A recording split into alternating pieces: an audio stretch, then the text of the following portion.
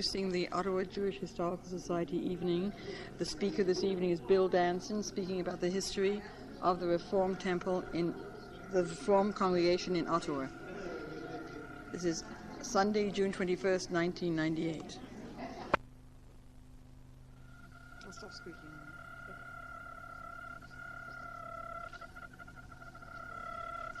Thank you, Marcus. Ladies and gentlemen. In Mordecai Richler's book, Barney's Version, the protagonist, Barney Pankowski, is writing his memoirs. Barney is now in his late 60s, and some of his recollections of events, times, places, and people from 30 or 40 years ago are not quite as he remembers them.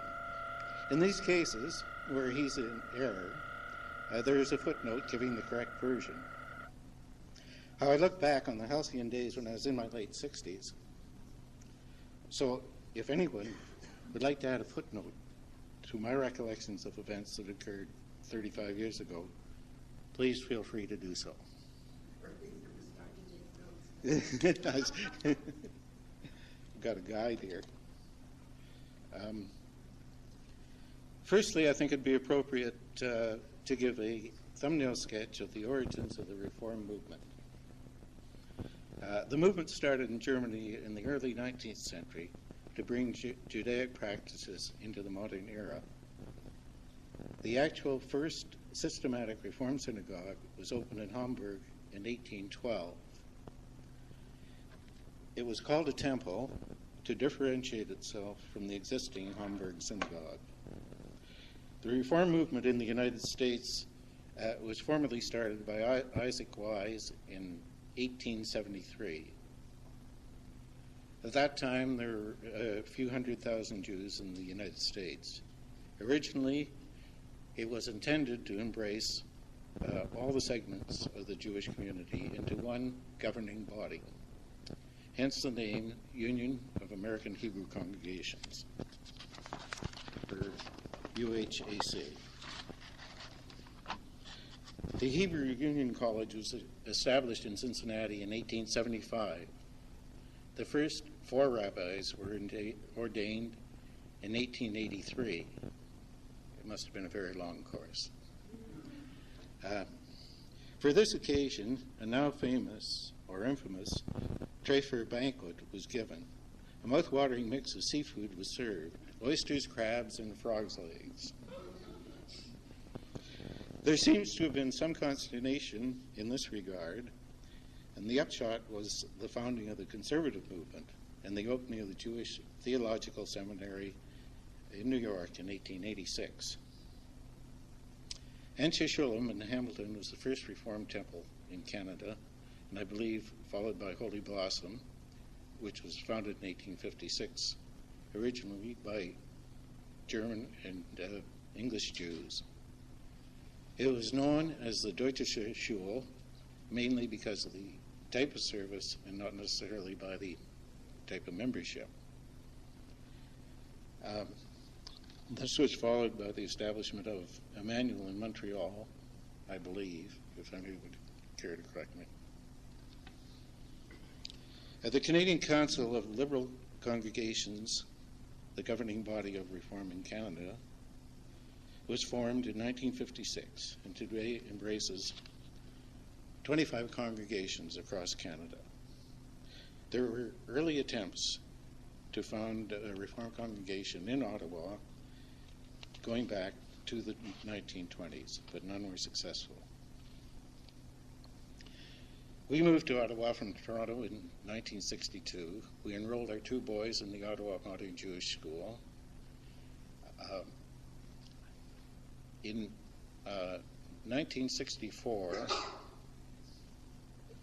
the Canadian Council of Liberal Congregations held their annual meeting in Ottawa with the intention of having or helping start a Reform congregation. They had an open meeting, and they invited 40 Ottawans approximately to this meeting who they knew would be interested in a Reform congregation.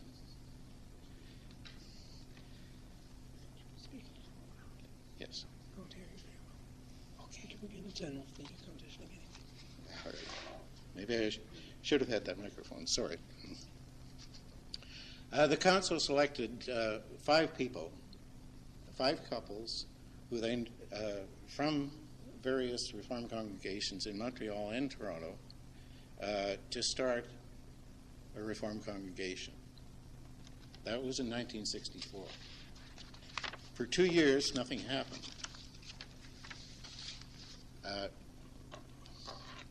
We each were waiting for the other couple to take the initiative. One day in 1966, I was having lunch with an acquaintance, Irving Gershkovich, and discussed my desire to have a Reformed congregation in Ottawa. He mentioned that his B'nai B'rith Lodge was having a discussion on whether Ottawa should have a Reformed congregation in this city. A man by the name of Ernie Potashin was taking the affirmative side of the discussion. I do not recall what the conclusion of the debate was, but after the meeting, Ernie and I discussed our desire to have a Reformed congregation started. We decided to proceed by contacting people we knew who would be interested. I contacted the original gang of 5. I can name 4 of them, but I forget the 5th. Anyway.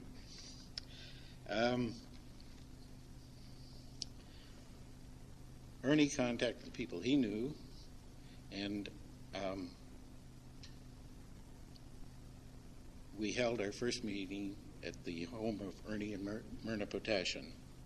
We set up an ad hoc executive, and somehow I was selected, drafted, or coerced into being the pro tem president.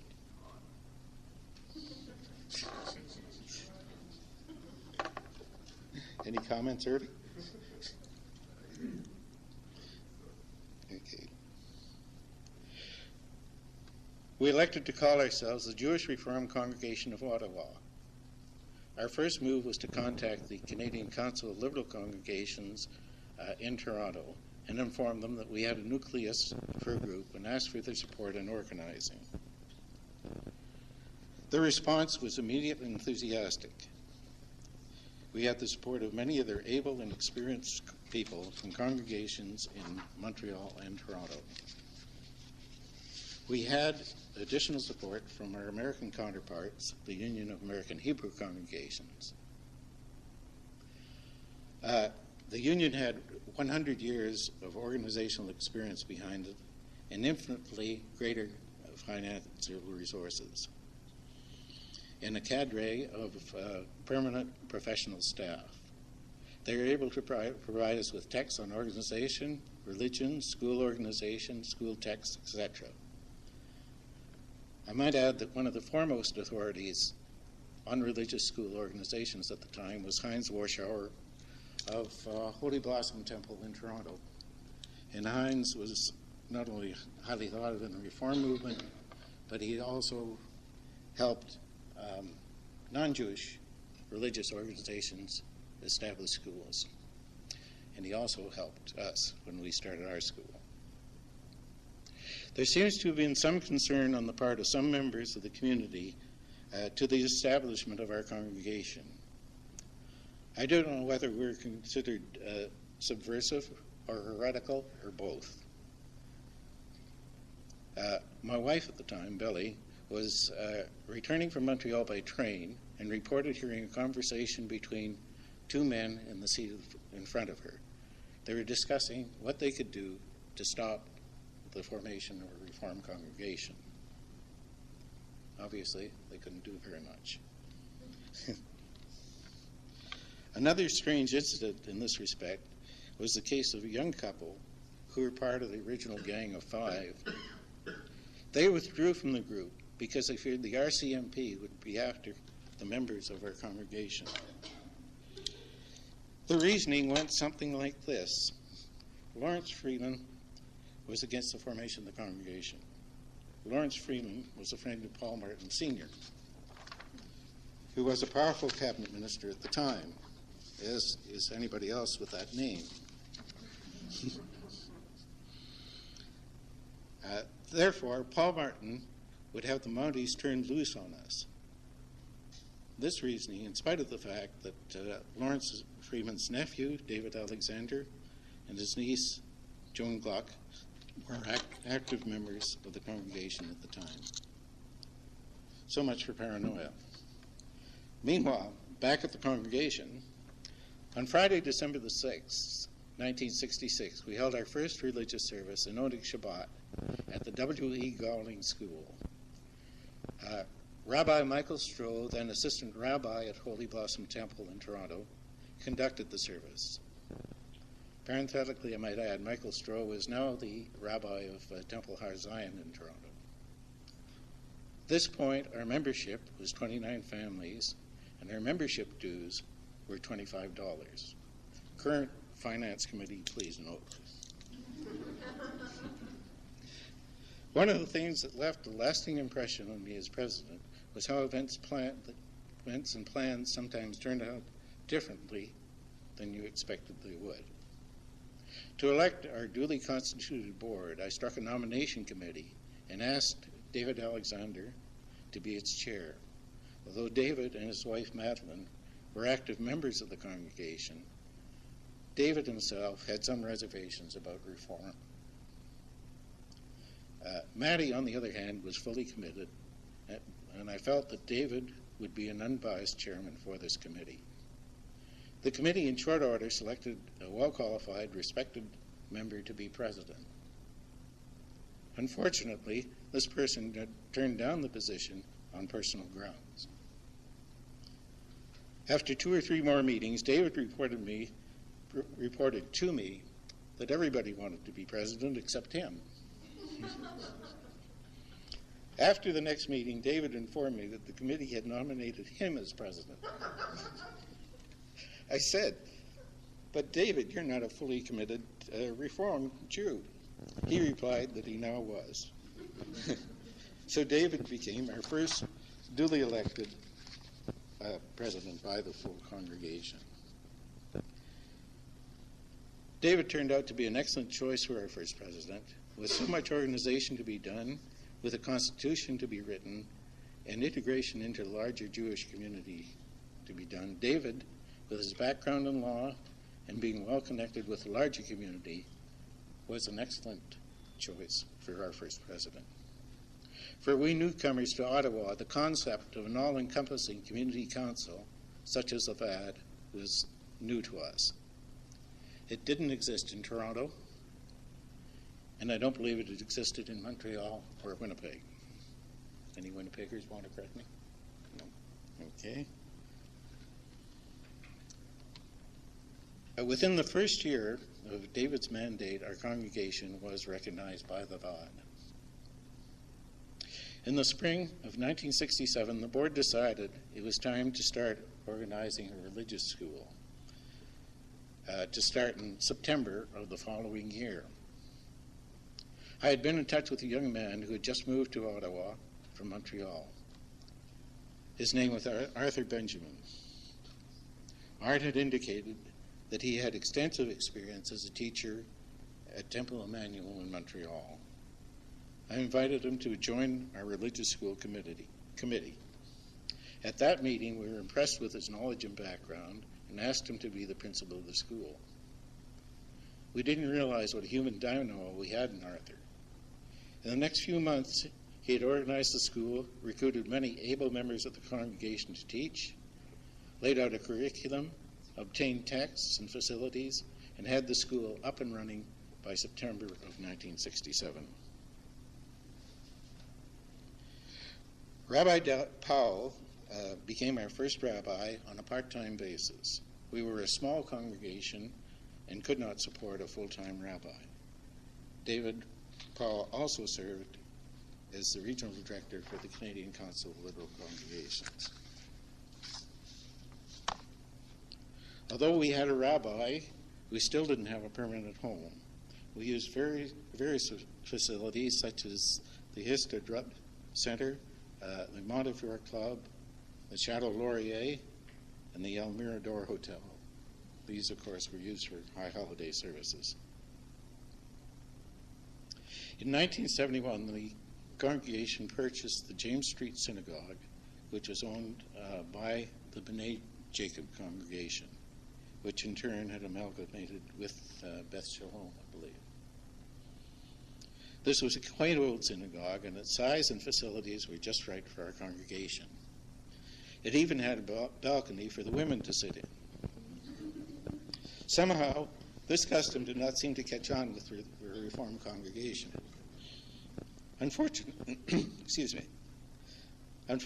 this building was damaged by fire in October of 1972. Flames came through the Oren Kodesh from the back of the building like a blowtorch. It completely incinerated the Torah scrolls, melted the crown, breastplate, and yaz.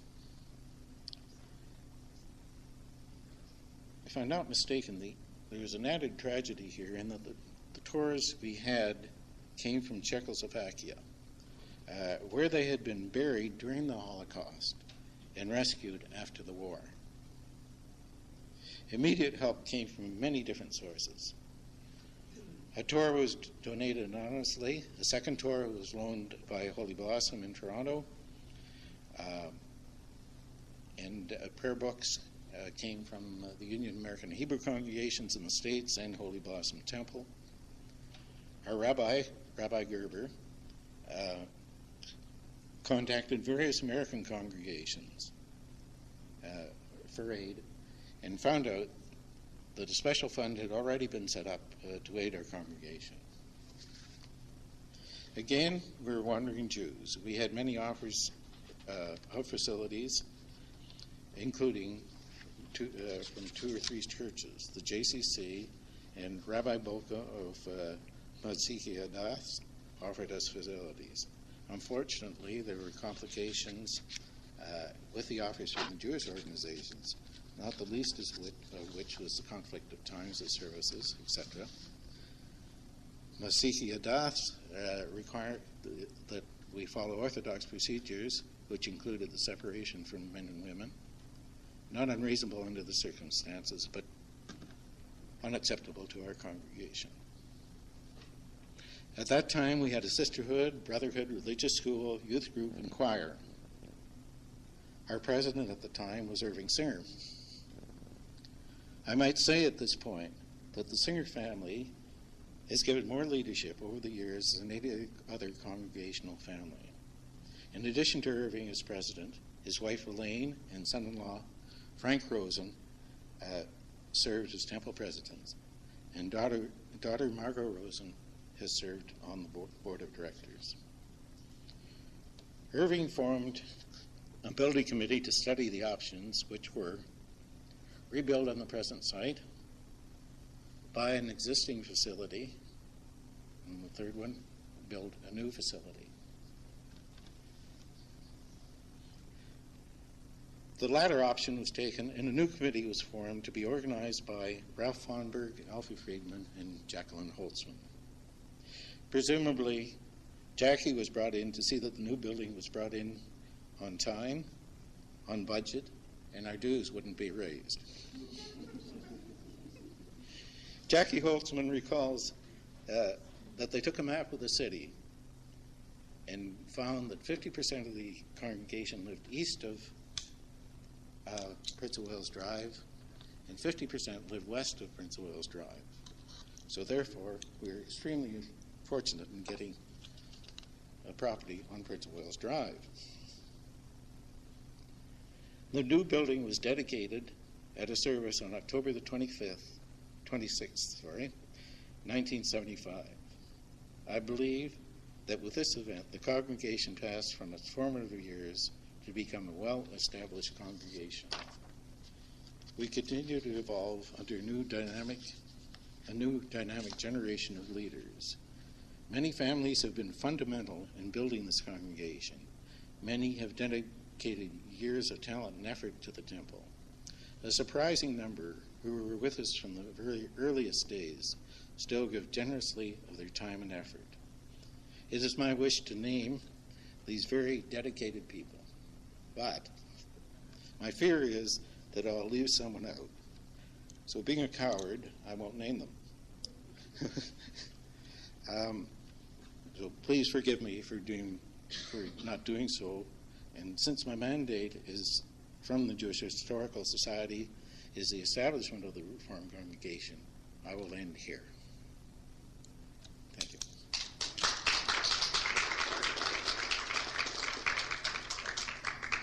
Ladies and gentlemen, any questions? Ms. Francine?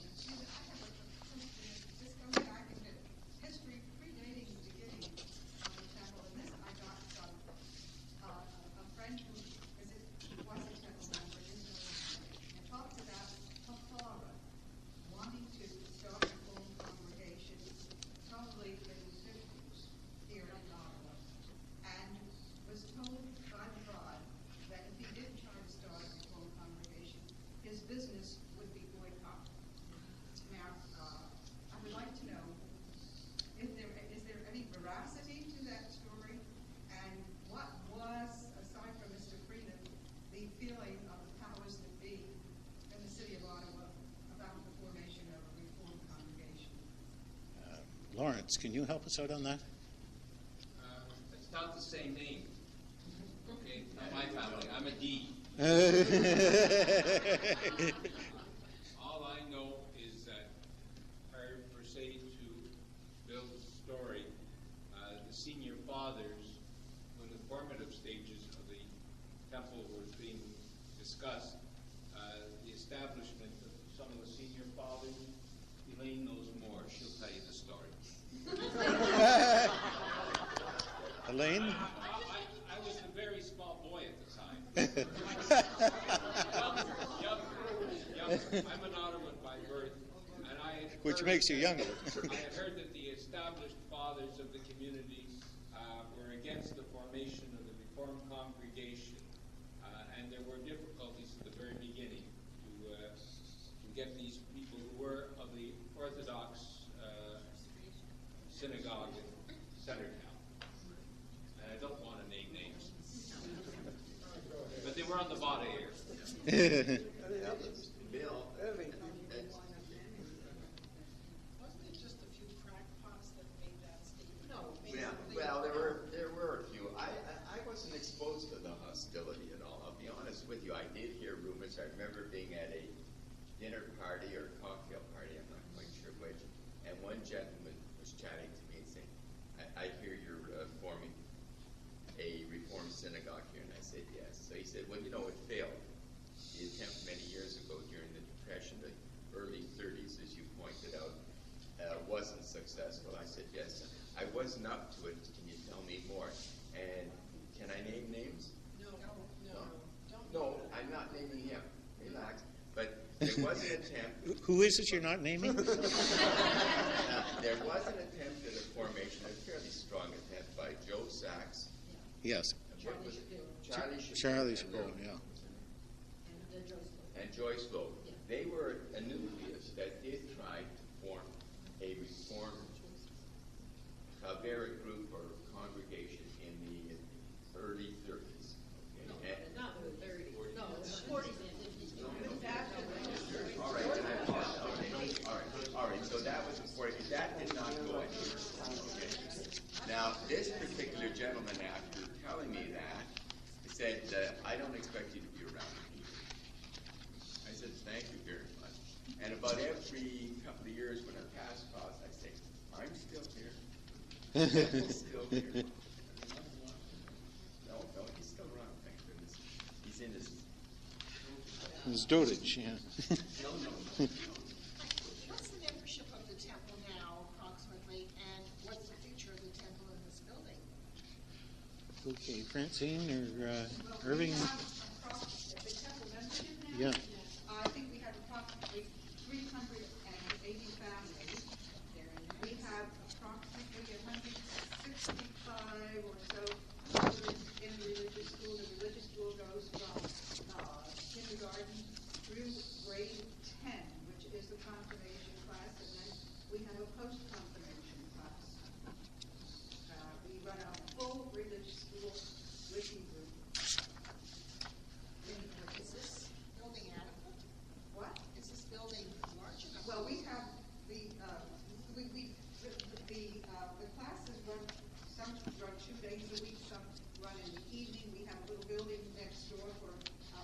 group, there are classes down in classrooms in the basement, and it seems to be working. Except for our high holiday services. When at the high holiday services, we rent the hall next door. A very active youth group that is affiliated with the National Temple, NIFTY, the National Federation of Temple Youth. And this youth group, which is run by volunteer temple members, goes to conventions and things all over the country, both here and in the United States. That's very nice to hear that.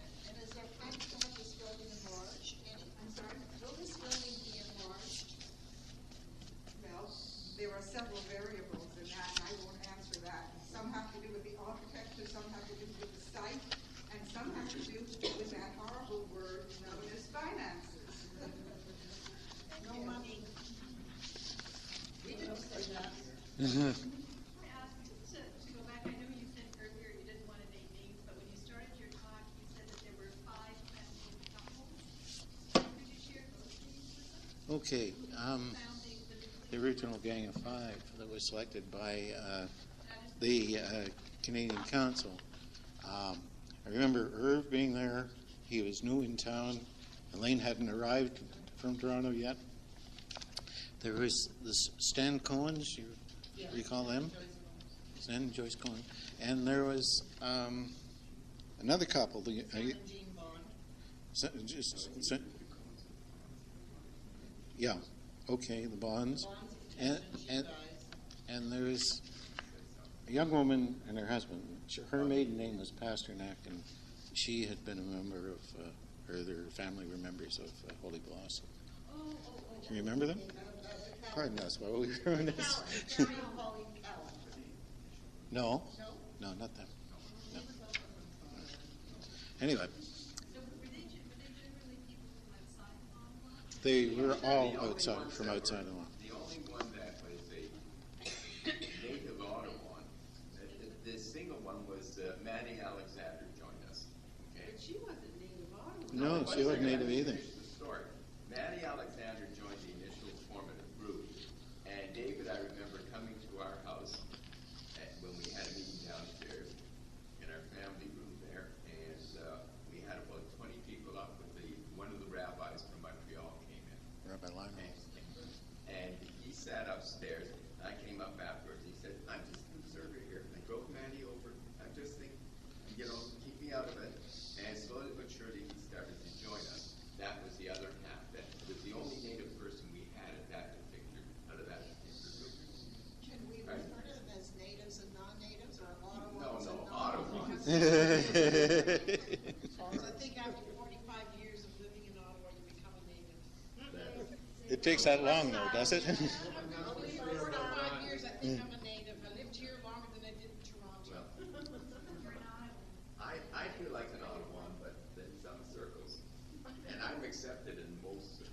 Yeah, but if you go through the Jewish telephone directory, you're going to find a lot of, the girls came from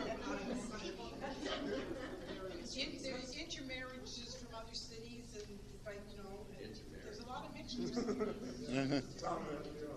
Are there any other? A lot of Russians. Are there any other questions? Oh, before I ask Elaine Singer to thank our speaker, I must go back myself a little bit in time and use chairman's privilege. This whole business of the Reform congregation starting up was just getting going when we arrived in Ottawa. That's a long time ago now. What really surprised both my wife and myself was the animosity that seemed to be cursing around the whole Jewish community. And when we came up and said, but so, there's room for everybody, I mean, what's all this noise about? We were looked at as though we were something that the cat had brought in. Something not very nice that the cat had brought in. Well, I was immediately blasted off at about how would you want your children to grow up and all the rest of it. I said, that's up to my children. I can do the best that I can for my children as I want to see them. Their decisions are their own. And this was something that I had never seen growing up in South Africa, where we had mixed communities of this kind and Orthodox, and I'd grown up in an Orthodox one, and I still am in an Orthodox kind of operation. I found this very difficult to understand, and I've watched over the years with a great deal of pleasure the development and the success of this congregation. Thank you. And Elaine.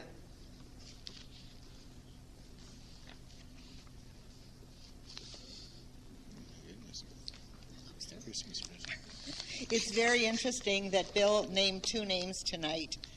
One was Arthur Benjamin, who was here this weekend and sends his regards, and the other one was Rabbi Gerber, who was here today, and unfortunately for Jerry Berger's funeral, but also sends his best wishes.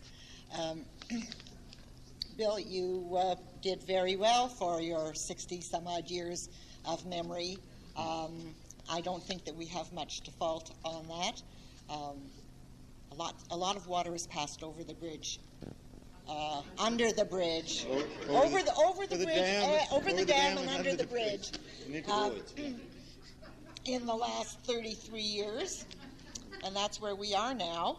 I only correct you on one thing. I think that our first forming meeting was in 65, not 64, because that's when we arrived and that's when we started talking about that. You had a meeting, you met before that. But when the CCRJ came here in 65 and had the march, in March of 65 they had a march to Parliament Hill. That was something different. To the U.S. Embassy or whatever. Yeah, that was something different. That's when Rabbi Plout said, "Get going." It could have been, but when did you were...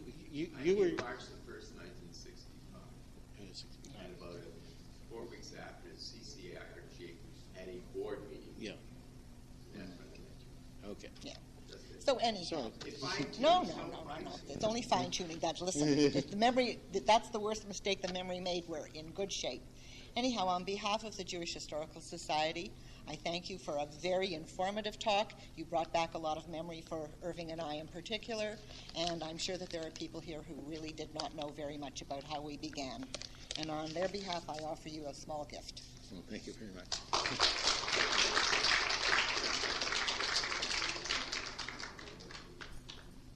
Well, thank you very much, ladies and gentlemen. There are refreshments and goodies on the table at the back. Thank you all for coming. All kosher. Thank you, Reverend. What? Oh, I see.